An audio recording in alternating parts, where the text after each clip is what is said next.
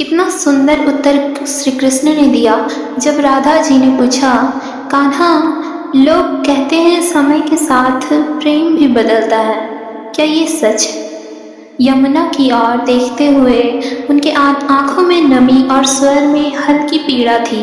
कृष्ण हौले से मुस्कुराए और कहा, तुम्हें याद है पिछले वर्ष में हम यहीं बैठे थे यमुना की इसी बाग में, जहाँ आज ये घना पेड़ हमें अपनी छांव दे रहा है। वहीं तब वो एक नन्हा सा अंकुर था, मिट्टी से झांकती एक मासूम सी आशा। राधा ने कहा, हाँ याद है कान्हा। श्री कृष्ण ने कहा, और यमुना पिछली बार शांत थी, जैसे ध्यान में लीन कोई ऋषि। आज देखो उसकी धारा कितनी तीव्र है, मानो कोई वेदना उसके गर्भ में उमड़ रही हो। राधा, नेत्रों में नमी और शब्दों में समझदारी। वो सब कुछ वैसा नहीं रहा, पर उसका रूप, उसका स्वरूप प्रकृति के अनुसार ही बदला है।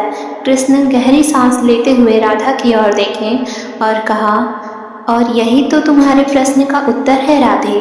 प्रेम भी प्रकृति का ही अंश है।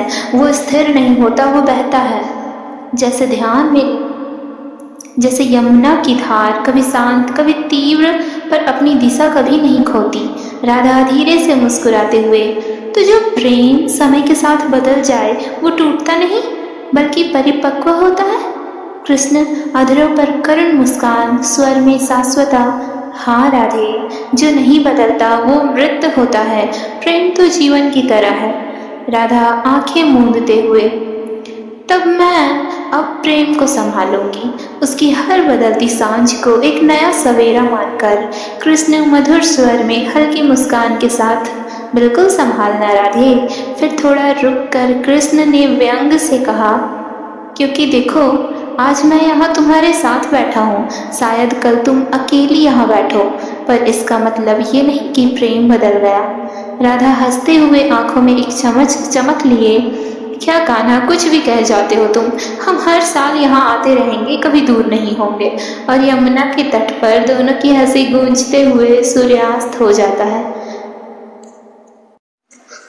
कितना सुंदर उत्तर कृष्ण ने दिया जब राधा ने पूछा, कान्हा, यदि प्रेम सिक्के का एक पहलू है तो उसका दूसरा पहलू क्या होगा? कृष्ण मंद मुस्कान में बोले, दूसरा पहलू है पवित्रता।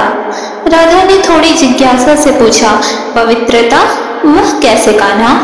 कृष्ण ने अपनी दृष्टि गहराई में डुबोते हुए उत्तर दिया, जब कोई प्रेयसी अपने प्रिय से मिलने के लिए झूठ बोलती है तो वह झूठ संसार की दृष्टि में भले ही दोष हो, परंतु ईश्वर जानता है उस झूठ की भावना को। वो झूठ भी पवित्र हो जाता है जब उसका मूल प्रेम होता है। राधा ने मन ही मन मुस्कुराते हुए सोचा, कान्हा, तुम बिन कुछ कहे भी मेरे प्रेम को अपने लिए और भी शुद्ध और भी विशुद्ध बना देते हो। वो धीमे स्वर में बोली, रोज माँ से झूठ बोलकर तुमसे मिलने आती हूँ, लेकिन तुमने उस झूठ को भी निर्दोष और पावन बना दिया।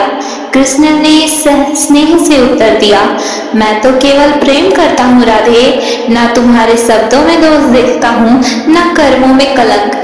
जहाँ प्रेम है वहाँ बस पवित्रता ही पवित्रता है।